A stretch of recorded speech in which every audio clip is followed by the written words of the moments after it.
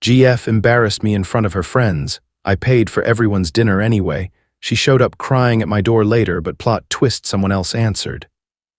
Obligatory, this happened last weekend, but I'm still processing the whole mess. So I, 26M, have been dating Sarah, 24F, for about 8 months. Things have been complicated lately. She's been distant, always on her phone, making excuses not to hang out. Classic signs, but I was being an idiot and ignoring them because I really thought she was the one, you know. Anyway, her college friends were visiting for the weekend and she wanted me to meet them. I was actually excited about this, figured it meant things were getting serious if she wanted me to meet her inner circle. We meet at this trendy coffee place downtown. Her friends are exactly what you'd expect: Emma, the mean girl leader type. Jessica tries too hard to be quirky, and Maya acts sweet, but you can tell she's judging everything. They're all successful, attractive, that whole deal. At first, everything seems fine. Normal small talk, they're asking about my job, software development, where I'm from, etc. But then I start noticing things. Every single story they tell is about college.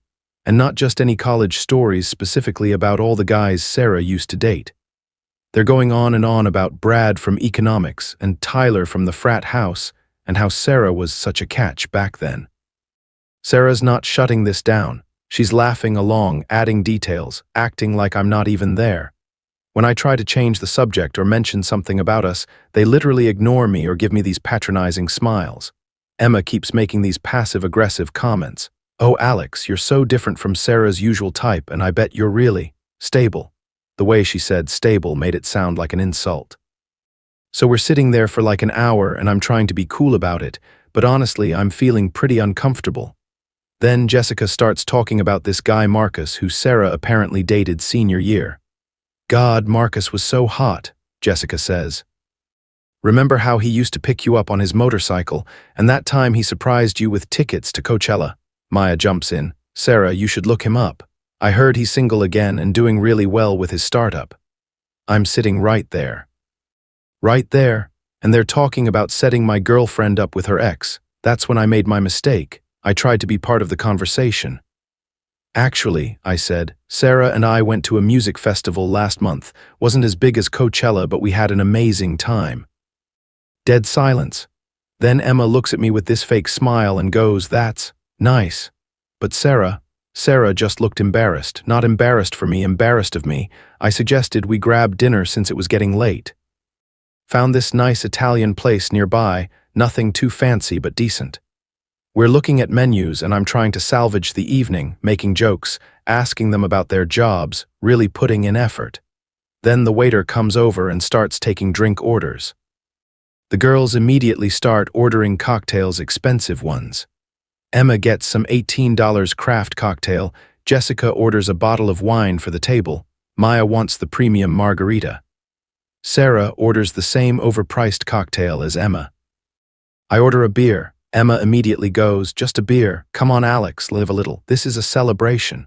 "What are we celebrating?" I ask. "Sarah's friends being in town," she says, but the way she looked at Sarah when she said it.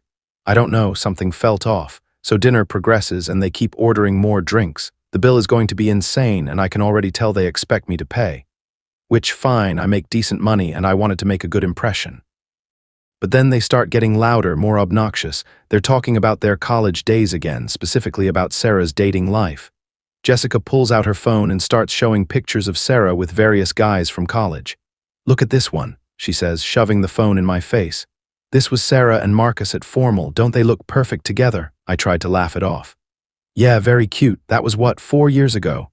3, Sarah corrected quickly. Emma leaned forward. "Marcus is actually in town next week for work. Maybe you two should grab drinks for old time's sake." I looked at Sarah, waiting for her to shut this down. Instead, she just shrugged and said, maybe. She said maybe to meeting up with her ex while I'm sitting right there. That's when I finally spoke up. "I'm not really comfortable with that," I said calmly. "I think it would be inappropriate." Emma immediately got defensive. "Inappropriate? They're friends, Alex." "Don't be so insecure." "I'm not being insecure," I replied. "I just think when you're in a relationship, you should respect certain boundaries." That's when Sarah snapped. "Oh my God, Alex, can you just stop?" she said loudly enough that other tables turned to look. You're being embarrassing. These are my friends and you're acting like some jealous, controlling boyfriend. The whole restaurant went quiet. I felt my face burning with embarrassment. You can't even satisfy me, let alone provide for me, she continued, and I swear the words hit like physical blows. Marcus actually knew how to treat a woman. He was ambitious, he was exciting, he made me feel special. You're just safe and boring. Her friends were trying to look anywhere but at me. Even they seemed uncomfortable with how far she'd gone. I sat there for a moment, processing what just happened. Then I stood up, pulled out my wallet, and put down enough cash to cover the entire bill plus tip. Enjoy your dinner, I said quietly and walked out. I went home, ordered pizza, and tried to process what the hell had just happened. My phone was blowing up with texts from Sarah, but I ignored them. Some were angry, you're being ridiculous. Some were trying to minimize what happened. I was drunk. You know I didn't mean it. And some were just cruel, maybe we should take a break. I didn't respond to any of them. Then around 11 p.m. I heard someone pounding on my door.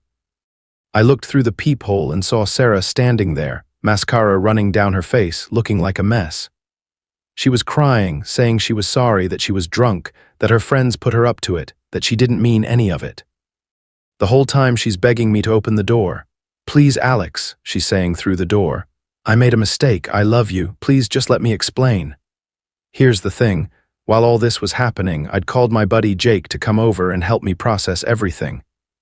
We'd been talking in my living room when Sarah showed up. Jake's been my best friend since high school. He's the guy who's always had my back, no matter what stupid situation I got myself into. When Jake heard what happened at dinner, he was furious.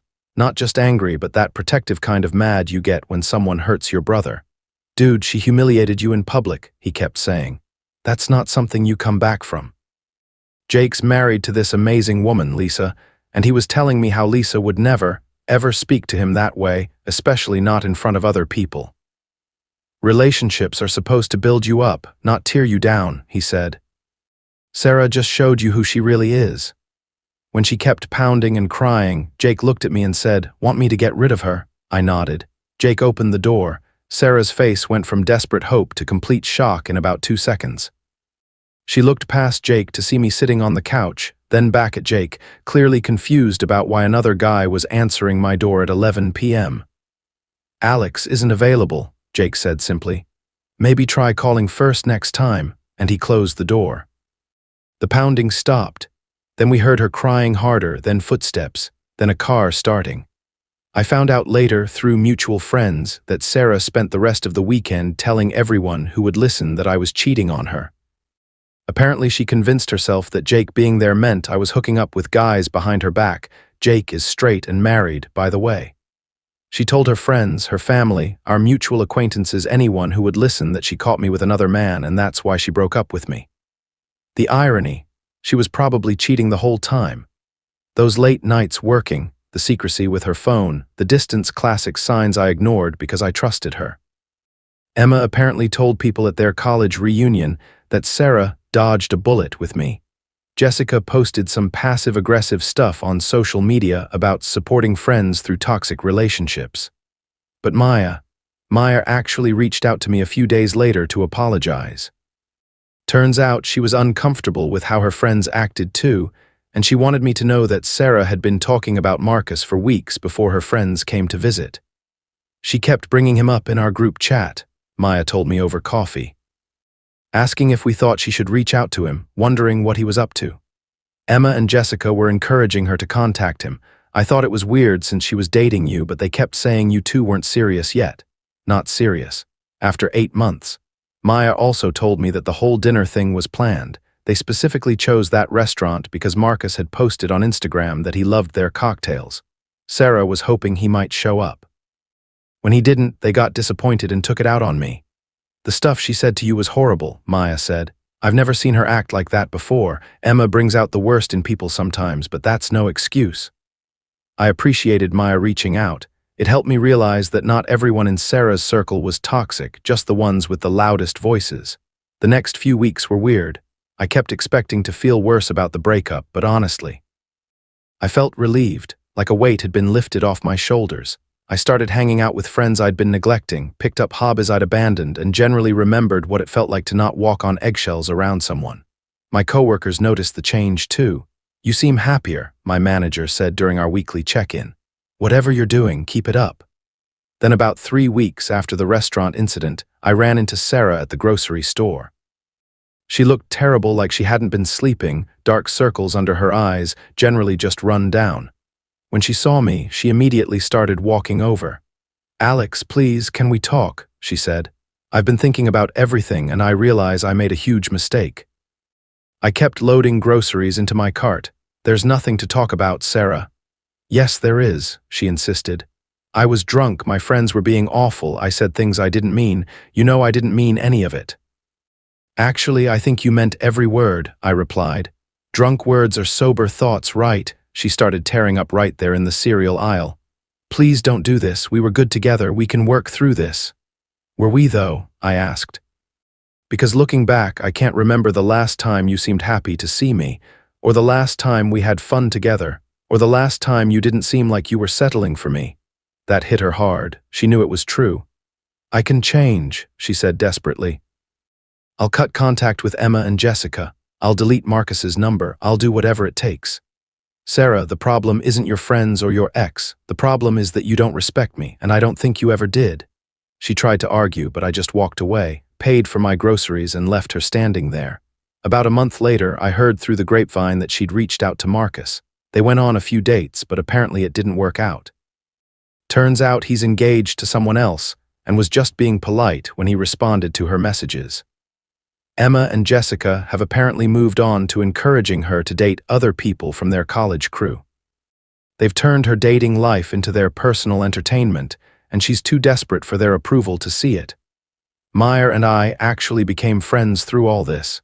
She ended up distancing herself from the group after seeing how they treated not just me, but other people in their orbit.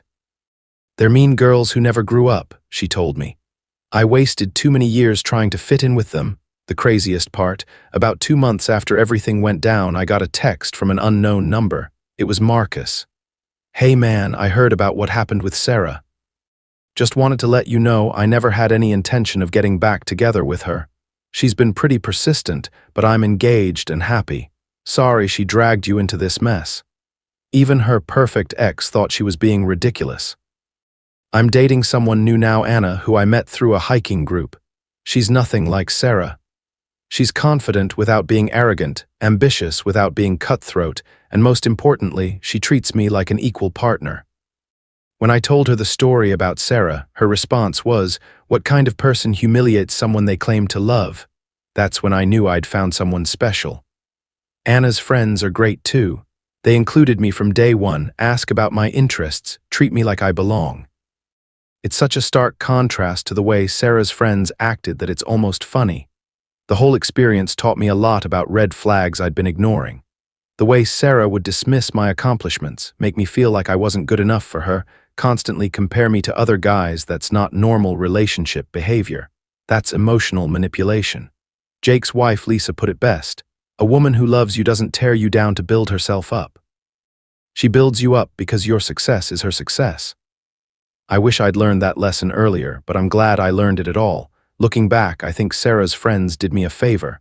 If they hadn't pushed her to show her true colors that night, I might have wasted years trying to make things work with someone who fundamentally didn't respect me. Sometimes the trash takes itself out. Oh, and that expensive dinner I paid for. Worth every penny to never have to see any of them again. Someone in the comments asked what happened to the friend group. From what Maya tells me, Emma and Jessica are still the same toxic people they always were. They've moved on to manipulating other friends and probably don't even remember my name at this point. Sarah apparently went through a string of failed dates and situationships after Marcus rejected her. Last I heard, she was trying to get back into the dating scene but struggling because her reputation preceded her in their social circle.